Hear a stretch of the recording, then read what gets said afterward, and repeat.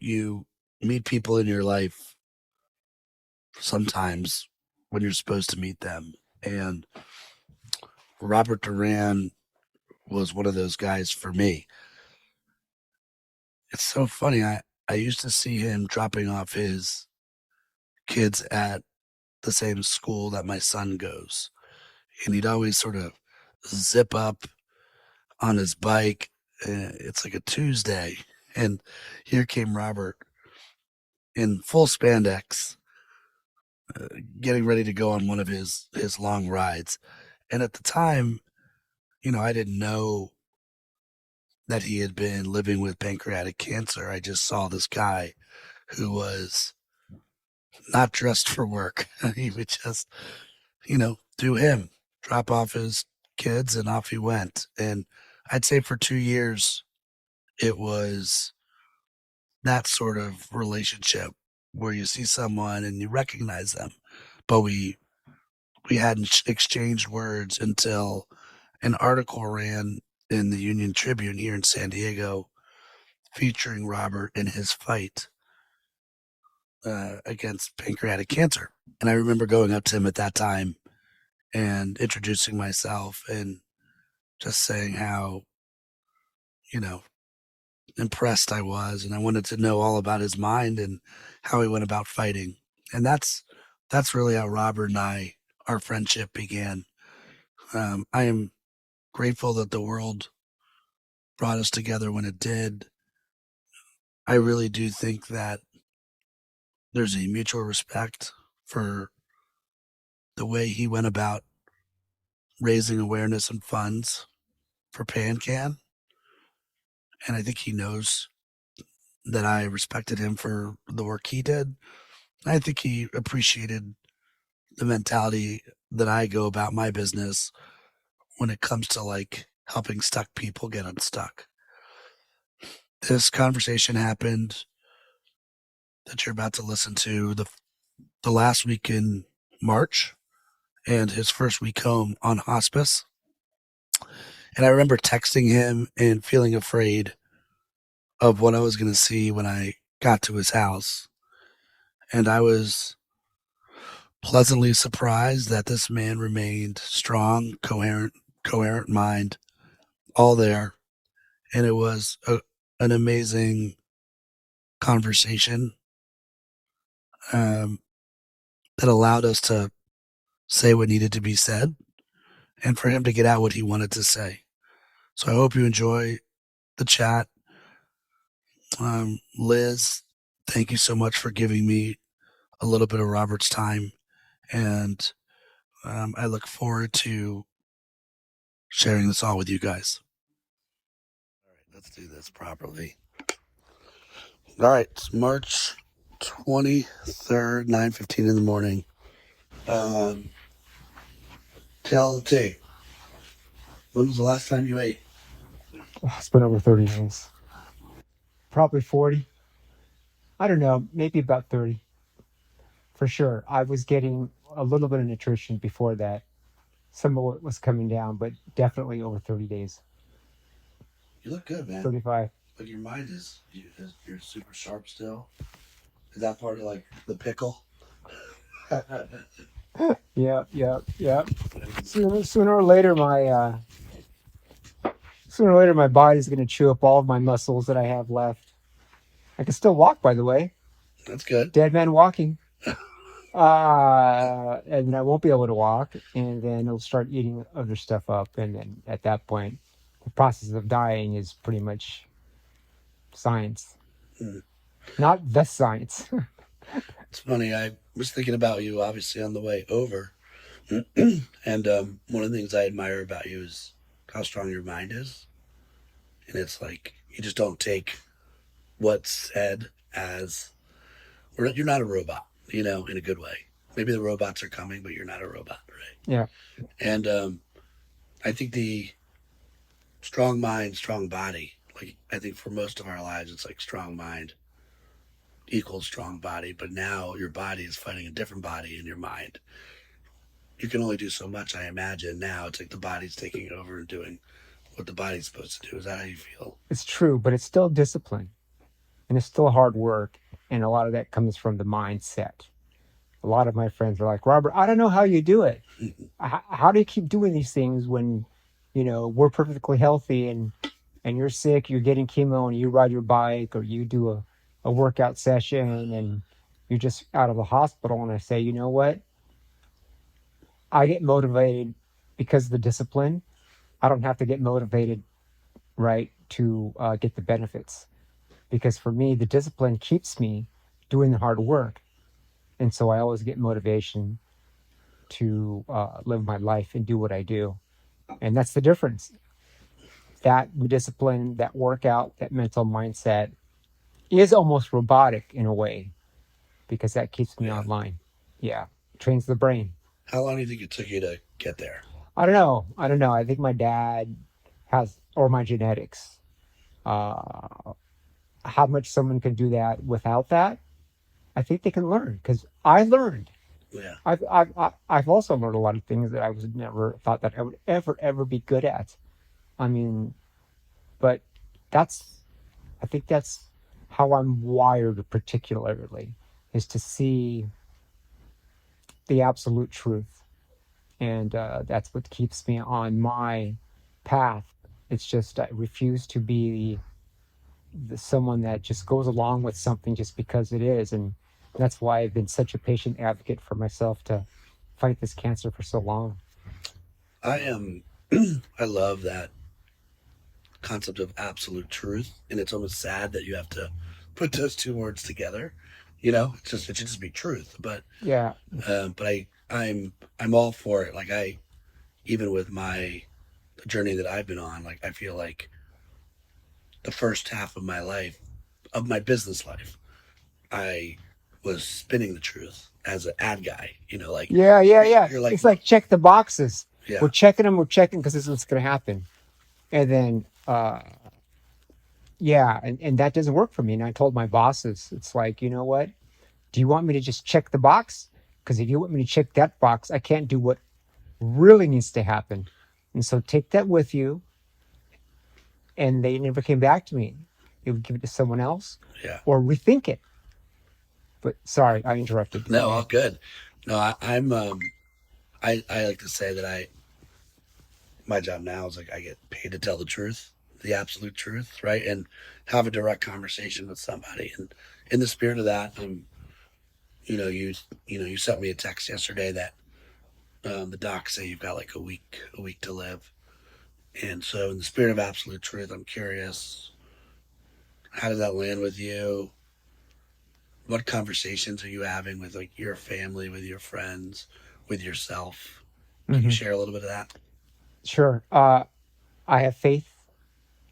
I live the word as much as I understand it. I'm an individual. I'm not perfect. I make mistakes. So this is how I understand it. uh, I've have accepted my fate, and I've always said when I was diagnosed with this disease in 2014, the symptoms arrived in 2013, by the way, but I was diagnosed in 2014. Hmm. It's now 2023, so it's literally like uh, what? It's been 10 Decade. years that I've been living with this cancer. It was a 94% mortality, 5-year mortality rate with about roughly majority of the people who get diagnosed with pancreatic cancer. And at that time, it was like 38,000 people per year in the United States. They they die within like 3 to 6 months, and majority of people who survive it, the and are able to get surgery, which is ultimately the only way to cure it. What happens is that there's only 50%, 15% chance that they can actually get surgery. Hmm. But, and then even when they do get surgery, the cancer almost always comes back. It metastasizes. And at that point, there's no hope. There's no cure. Uh, and so when I got that diagnosis, I realized that it is what it is. It wasn't benign. It was malignant. It was actually there to destroy me and kill me. So when I got that diagnosis, I said, okay, how am I going to plan my way around this? How am I going to fight this? And what do I have to do? So I started preparations for everything that at that time in 2014 with my wife. I had all my doors open, all the options open. I knew at that time what I was going to do. And as the plan developed, I was going to change and be dynamic as research and time brings out new options and treatments. And my wife was like, "You already have this mapped out?" I said, "Yeah." I go, "I have it already mapped out, so you don't have to worry. But I also want to talk to you because this is something that you were going to have to go through as a family and the kids at the time because they were only like 6 and 4. Mm. So this has been a process that I started way back early. It's been refined as we moved on, and now we've refined it even further. So I'm at peace. I've accepted my existence here, and since I believe that I'm on this earth to help others, because it's not all about me, and share my experience. I continue to do that even as we speak right now. I still have my charity, my my team together to raise funds and awareness for the nonprofit of my choice, which I'm an ambassador for, called PanCan, and that's still going strong.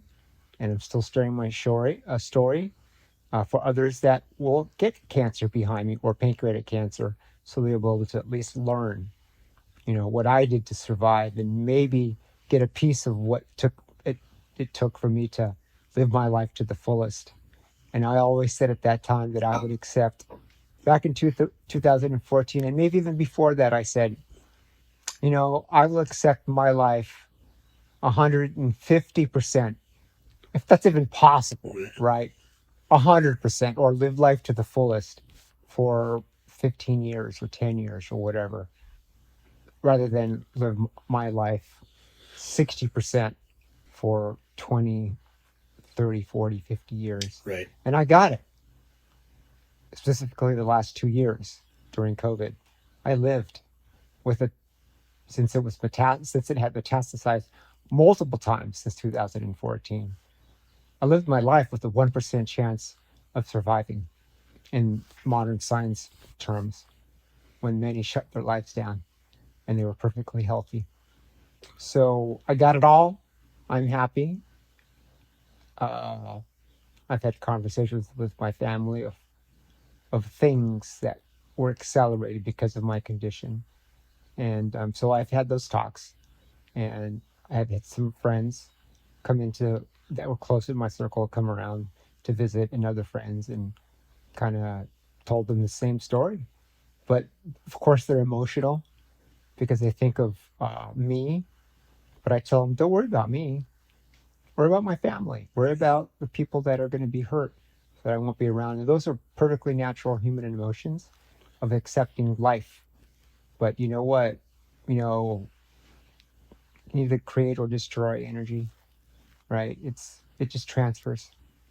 So there'll be a Robert 2.0. That's what I truly believe in. And I'll continue to help others. I'll continue to repay back all the nurses, all the doctors, all the community members, my family, everybody that has supported me and my family. I don't really mean payback like Yeah. I got to give them money or anything like that, because no amount of money is going to pay them back. Uh, but the only way I can do that is to pay it forward. And that's why I continue to help others, even though I'm in the situation that I am and I have my own issues right now as I die, because that's what gives me hope.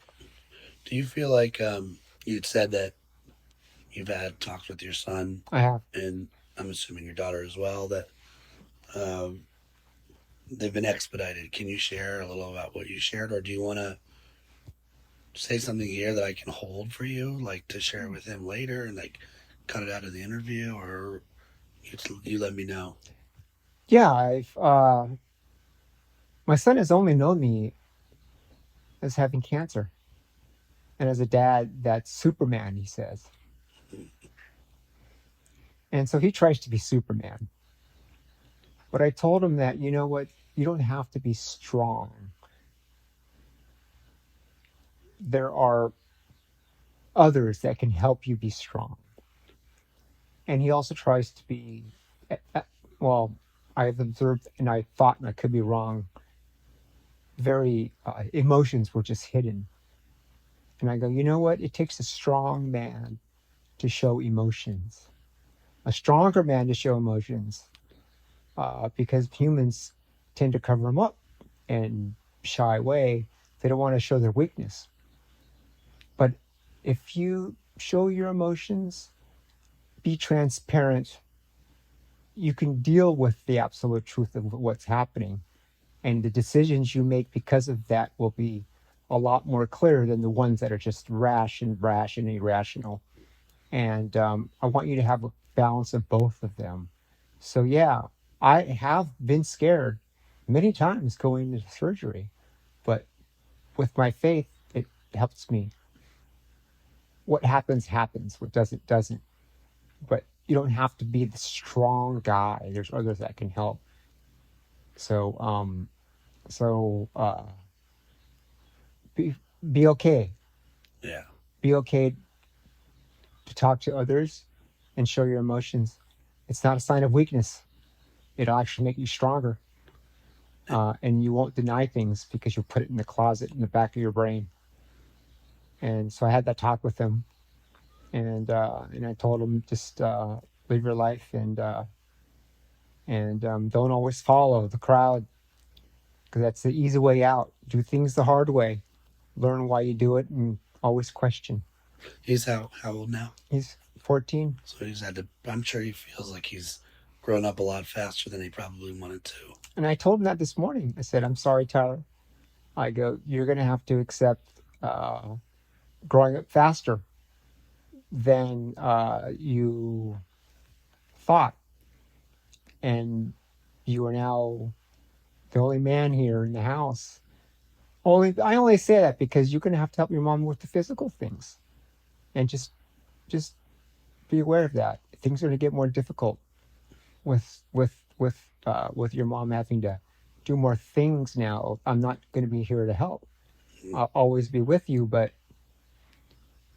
so I just kind of was able to talk to him about that, and you know, come to closure on that, and we've been really, really, really close the last 3 months, and he understands as much as a 14-year-old can understand. Yeah. Yeah, he goes, Dad, I want to drive your '69 Porsche. So it's ready to go. Oh yeah. Oh, that car is solid. And I go, but you can't buy coolness. Can't buy coolness. You got to have it in you. But be humble about it. Know why you're driving it. Know why you're doing it. Right. It's just a machine. It's just something that's there. You know, it's a materialistic thing that doesn't matter. So we've had a lot of talks about a lot of things, and uh, I'm happy that we've had that because some of those talks I probably never would have had with him because I would have been around. What about your daughter? Uh, she's 10 mentally. She's 21. She's grown up fast. She also understands as much as she can process it. And it's great because I get to see them every day. They see me. We can watch TV or as a family. We watched Forrest Gump last night. Finished that. Such a good movie. Yeah, It's a good rite of passage movie too. Yeah, we watched that, and she's gonna be good. She's after my wife, dots all the I's, crosses all the T's. Is like very, very, very, very meticulous. But she's also stands up for herself. And again, I tell everybody, you know, there's the right thing to do, and there's what people do, and people are people, but you know, treat everybody with respect and be humble about it, you know, and that's all you got to do. Uh, my wife's got a good head on her shoulders. She's processing this pretty well. She's overwhelmed, but she's learned a lot of skills along the way, and I'm just amazed by her ability to keep track of things and systematically go down the list. I mean, 10 years you guys have been battling and navigating this together, and I'm sure a range of emotions from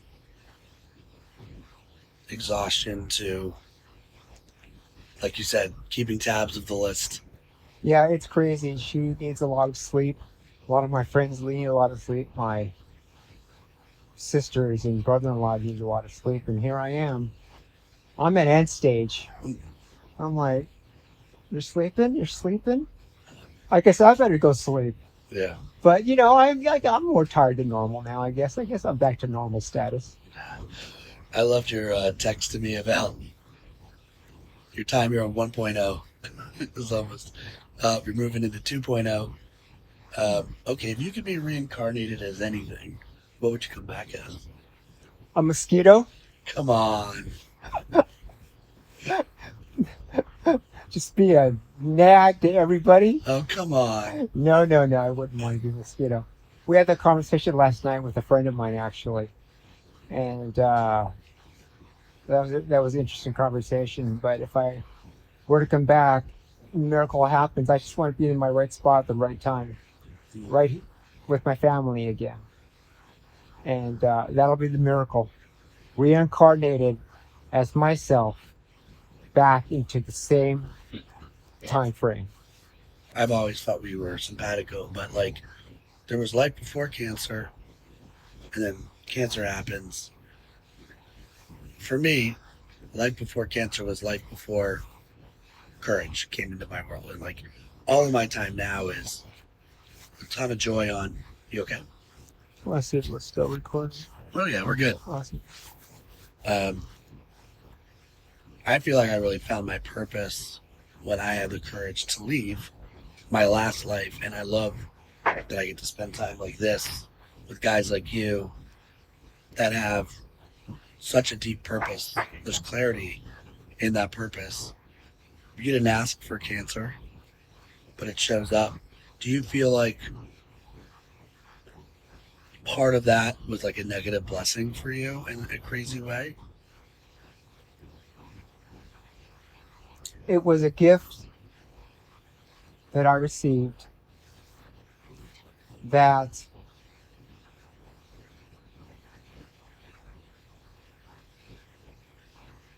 was something that I just needed to handle along the way. That's like a bump in the road. Did I wish it never happened? Sure. But the fact that it happened is the absolute truth.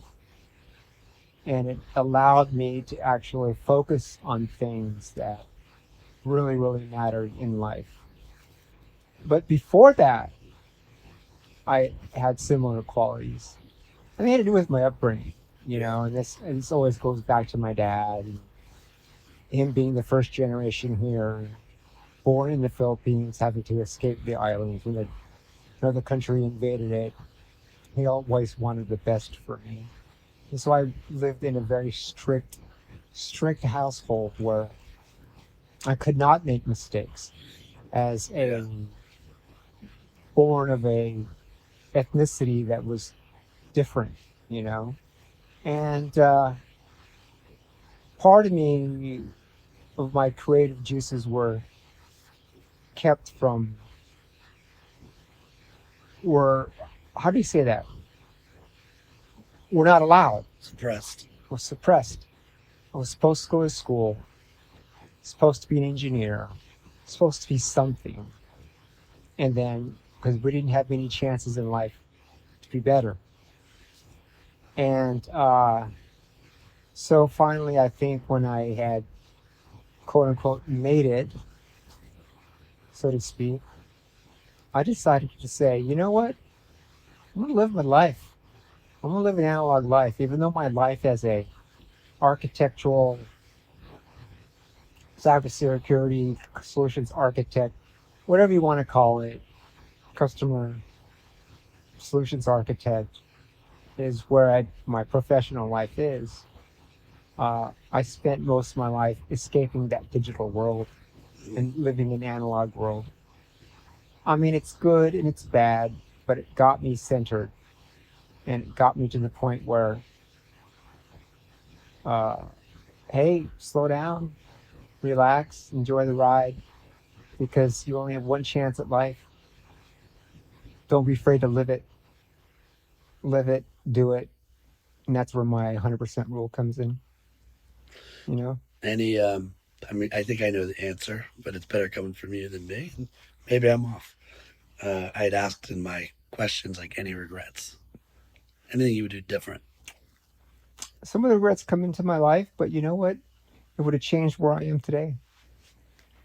But I would be lying to you if I said no, because that would assume that I'm perfect. And there are things that I've done in the past that I'm sorry for, and I could have done better things to support my wife. Um, and we work those through. And sometimes you take life for granted. Don't forget those who are around you that are immediately close to you, as well as the ones that are outside your bubble. They're all equally as important. There's no do overs, so to speak, really. It just keeps living and processing. And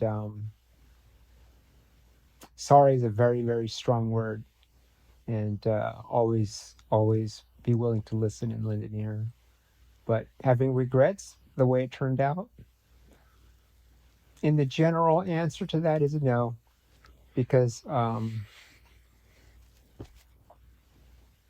we're fine here. I have a great wife, great kids, great schools, beach, the community. Um, we lived in this house since 2004. I mean, everything's set from a financial perspective. Life insurance policies. There's going to be an intense work that my wife is going to have to do on her own, but she'll get help with paperwork, just things like that. But that's, you can't avoid that. But it's going to get hard for them, hard for her. But that's just the way life is. But I think I've got the kids set, and that's what I wanted. I wanted a boy, I wanted a girl. Got that. The universe. Yeah. So I don't have any regrets. None. I mean, I lived it. Um, I wasn't sure, like, I just wanted to come see you and tell you I Yeah. loved you and, you know, Yeah. do it the right way. And Yeah. Thanks, man. I think we see eye to eye on what's possible for people, and you want more. I always want more for people. Like, I mean, it's not, like you said, it's not about, I never saw it as about me. Yeah. It's like if I can be a vessel that moves others. Yeah. Yeah. So, what do you want to, let's say let's say this is a podcast. Let's say that's what I end up doing with this. What do you want to, again, if someone's here and they're all ears, what do you want to let them know? Well, I do say I have one regret. Well, I want to back up really quick before I answer that question. But there's a tie into that last question. I do regret coming out of my shell a little bit late. Mm, I never knew that I had a talent or a gift to explain things in ways that people can understand. And after listening to a lot of people talk, I had a work call yesterday, and I had no idea how people saw me from the outside in. And I'm like, wow, I had that much of an effect on others. And here I am just kind of just going along, doing what I'm doing. I never did it to make myself feel better. I never did it to like improve them like on purpose. It's just that's what they felt from they got what I got. And even the CEO of my last company, uh, Paul Vixie, who was in the Internet Hall of Fame, by the way, father of DNS, involved in the RFCs for DNS, said that when I had worked for him, that the company came out ahead. And I thought I could, because of me being there, and I thought that I wasn't good enough. mm, That's probably my upbringing. I was never good enough as a person to do anything. So I wish I would have came out of my shell early. I wish I would have shared my story with a wider audience. I wish I would have been more proactive with what I've got. And that's probably the only regret because I would have probably been able to reach more people and tell my story and give them hope. But I still continue to do it now. even though I sit on this bed here as I wait for things to happen. I think a lot of us feel like we're not enough, or even the supposed to. I'm supposed to do this. Uh-huh. I'm supposed to do that. So this is a show about helping people be a little bit more brave and go against the current. And Mm-hmm. I'm curious if you have anything you want to share with that audience about how they should go for it. Uh, you know, okay, I can answer that in 5 hours, but we won't do that. Sometimes you have to zig when everybody zags, but don't zig too much, because when you zig too much, then it's almost like, and in my opinion, you can lose sight of why you're zigging while people zag. What I've learned is always listen and be truthful and be transparent, right? And always work for something that's going to make a difference, not just something to check off a box. Well, That's my message. I will continue to support and listen and be here for your squad if they need me. And Thanks, Ryan. Appreciate it. I'll see you at the 2.0. Yeah. Well, we will.